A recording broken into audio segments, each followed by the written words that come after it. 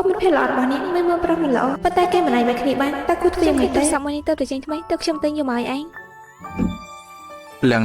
មុនដំបងមកក៏ចង់ទិញវាអូនដែរតែប្រាក់ខែបងវាតិចខ្លាំងពេករបស់បងបាយចិត្តកន្លះឆ្នាំមិនទាន់បានធ្វើផងតែមិនអីទេបើលើក្រោយជាងអាថ្មីស្អាតជាងនេះបងច្បាស់ចិត្តទិញឲ្យអូនជាមិនខានទេណាទូរស័ព្ទរបស់បងខូចមែនទេហើយយ៉ាមិនអីទេ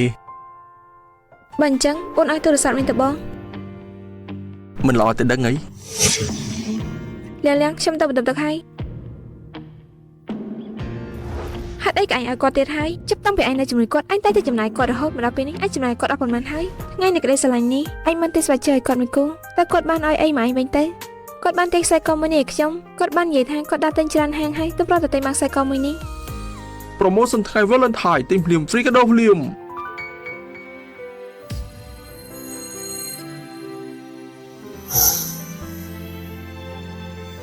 អូសម្លាញ់លោកមិនដល់ឡោះហើយខ្សែកមួយនេះឆាប់បកស្រាយមកអូសម្លាញ់បងគិតថាអូនប្រហែលជាមិនពេញចិត្តជាមួយនឹងកាដូមួយនេះមែនទេអូសម្លាញ់គឺបងពិតជាមានបញ្ហារឿងលុយពិតមែនតែមិនណៃទេចាំបងនាំអូនចូលហាងគ្រឿងអលង្ការមើលខ្សែកមួយនេះទៀតចុះប៉ុន្តែបងញ៉ាំមីមកកន្លះឆ្នាំទៅហើយបងភ្លេចរឿងនេះចោលទៅខ្ញុំមិនអីទេអូនសម្លាញ់បងនៅច្បាស់ណាស់ថាអូនពិតជាស្រឡាញ់បងខ្លាំងណាស់ឯងបានទៅស្បាច់ជើងរជារបស់ប៉ារីគាត់តែគាត់បាច់ជាទិញខ្សែកខ្លាំងៗឲ្យឯងប៉ាឯងបាច់ជាអត់ទៅឲ្យគាត់ប៉ុន្តែគាត់ល្អចំពោះខ្ញុំណាម្យ៉ាងទៀតគាត់ធ្វើការងារលំបាកណាស់គ្រាន់តែលុយតិចតួចប៉ុណ្ណឹងមិនអីទេមិនមែនខ្ញុំនេះគ្មានលុយទេប៉ុន្តែពេលនាងចង់ញ៉ាំអីថ្លៃខ្ញុំគ្រាន់តែប្រាប់ថាខ្លាចនាងធាត់ទៅគឺនាងលែងហ៊ានញ៉ាំបាត់ទៅហើយបើដល់ថ្ងៃរៀបការឬបណ្ណាការខ្ញុំគ្រាន់តែនិយាយបន្តិចទៅគឺនាងប្រហែលជាមិនហ៊ានហាមហត់យកចិត្តហើយនោះទេស៊ឺឈី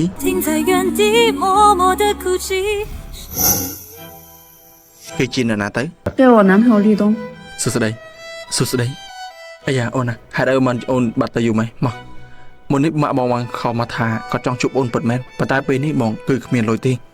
អូនមានលុយខ្លះទេមែនហើយអូនទៅបើកបឺណាមែនទេលោកលីមានរបាយការណ៍ចូលមកមិនទាន់បាទពាក់ព័ន្ធជាមួយនឹងផ្ទៃដីមានតម្លៃ2លាននឹងមែនទេអូខេតើទៅ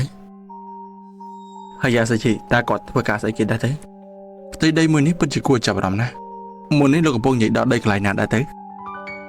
យ៉ាងម៉េចទៅហើយយ៉ាយើងគឺដូចជាបងប្អូនគ្នាទៅហើយដីកន្លែងហ្នឹងខ្ញុំស្គាល់ច្បាស់ណាបើយើងចាប់ដៃគ្នារកស៊ីណាលោកគ្រាន់តែចង់ឲ្យបង្ហាញខ្ញុំតិចខ្ញុំនឹងធ្វើតាមលោកគ្រប់យ៉ាងតែម្ដងបើសិនជាចង់រកស៊ីជាមួយគ្នាតោះតែផ្ដោតទំនុកចិត្តតោះយើងទៅអាយ៉ាអរគុណហើយលោកលីបងចង់បាយជាមួយអូនមែនទេពេលនេះខ្ញុំខ្លាចជាអ្នកមានតែហើយនេះនឹងជួយខ្ញុំស្អីទៀតចង់តោងខ្ញុំស៊ីតាមមែនទេអាយមិនហើយខ្ញុំមិនអីទេអាយ៉ាលោកលីមិនបានជាលោកនៅទីនេះហើយចុះរឿងកម្រងដីរបស់យើងវិញខ្ញុំកំពុងសាងសង់កន្លែងចាក់សម្រាមទេខ្ញុំចង់មកនិយាយថាលោកមិនទទួលបានអីទាំងអស់ពីកម្រងនេះពួកឯងបានរួមដៃគ្នាដើម្បីធ្វើបាបខ្ញុំមែនទេខ្ញុំបានលឺរឿងគ្រប់យ៉ាងដែលលោកបាននិយាយឲ្យហើយថាកន្លងមកលោកតែបោកប្រាស់ខ្ញុំរហូតនេះព្រោះតែលុយតើមែនទេ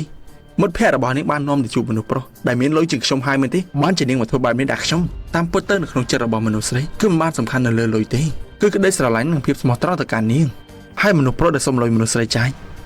ជាមនុស្សដែលខ្ញុំស្អប់បំផុតលោកលីខ្ញុំបានលក់ទ្រព្យសម្បត្តិនៅខ្ចីគេមកពីខាងក្រៅច្រើនណាស់ដើម្បីដាក់ទុននឹងសូមលោកផ្ដល់ឱកាសឲ្យខ្ញុំម្ដងទៀតទៅតើបានដែរទេណាលោកគិតយ៉ាងម៉េចដែរលុយដែលលោកបានបោកមករបស់ខ្ញុំកន្លងមក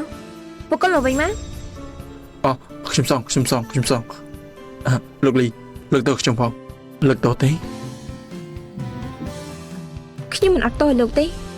តើខ្ញុំក៏ដូចគ្នាដែរ